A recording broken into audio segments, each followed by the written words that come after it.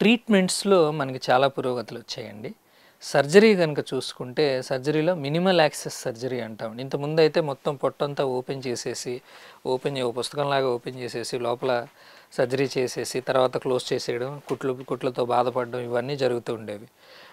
ఇప్పుడు colorectal క్యాన్సర్స్‌లో minimal access surgeries వచ్చాయి. కొన్ని అడ్వాన్స్‌డ్ ఇప్పుడు ఇందాక చెప్పినట్లుగా హోల్ పడ్డం, పెర్ఫరేషన్ కానీ, లేదంటే అబ్స్ట్రక్షన్‌లో గానీ, పేగు అడ్డుపడిన సిట్యుయేషన్స్‌లో అప్పుడు ఓపెన్ చేయవలసొస్తుంది.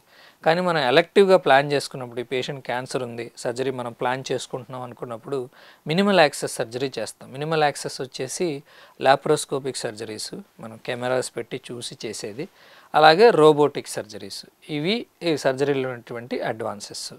అలాగే రేడియేషన్ థెరపీ చికిత్సా విధానంలో చాలా అడ్వాన్సెస్ వచ్చాయన్నమాట. మెయిన్లీ రెక్టల్ క్యాన్సర్స్లో మనం ఐఎంఆర్టీ, ర్యాపిడ్ ఆర్క్, లేదంటే ఇమేజ్ గైడెడ్ రేడియోథెరపీ ఇటువంటి అడ్వాన్సెస్తో మనం రేడియేషన్ ద్వారా వచ్చేటువంటి సైడ్ ఎఫెక్ట్స్ వీటిని తగ్గిస్తూ బెనిఫిట్ని పెంచుకుంటూ మనం పేషెంట్కి సేఫ్గా రేడియేషన్ డెలివరీ చేయొచ్చు. అలాగే కోలోరెక్టల్ క్యాన్సర్స్లో ఇందాక చెప్పినట్టుగా స్టేజ్ 4 క్యాన్సర్ అంటే ఉన్న ప్రదేశం నుంచి వేరే చోటకు పాకిందనమాట. ఇందులో చాలా స్పెక్ట్రమ్ ఉంటుంది. టోటల్ బాడీ అంతా పాకడమా, లేదంటే ఎక్కడో ఒకటే కనపడుతుంది. లంగ్లో ఒకటి కనపడుతుంది, లేదంటే లివర్లో ఒకటే కనపడుతుంది. ఈ పేషెంట్స్ చాలా డిఫరెంట్గా బిహేవ్ చేస్తారనమాట.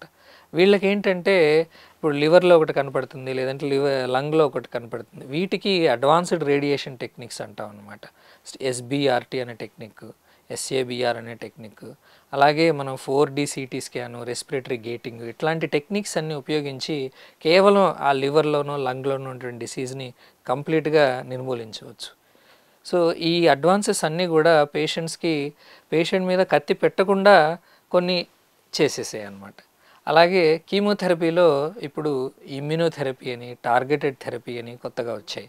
సో ఈ ఇమ్యునోథెరపీ అవి ప్రస్తుతం స్టేజ్ 4 పేషెంట్స్కి మాత్రమే మనం ఇస్తూ ఉన్నాం. కొత్తగా ఈ మధ్య వచ్చిన స్టడీస్లో అసలు ఆపరేషన్ అవసరం లేకుండా ఇమ్యునోథెరపీ తీసుకుంటే సరిపోతుంది అనే ఒక అపోహ ఒకటి క్రియేట్ అయింది. బట్ ప్రస్తుతానికి ఉన్న ఇండికేషన్ అయితే కనుక ఇమ్యునోథెరపీ కానీ, టార్గెటెడ్ థెరపీ కానీ కోలాన్ క్యాన్సర్స్లో కేవలం మనకి ఆపరేషన్ అయిన తర్వాత కానీ, లేదంటే ఆపరేషన్ అవ్వక ముందు కానీ, ఆపరేషన్ ఇంకా సులువు చేయడానికి కానీ, అలాగే స్టేజ్ 4 క్యాన్సర్స్లో ఈ కీమోథెరపీ ఇవన్నీ కూడా బాగా ఉపయోగపడతాయి.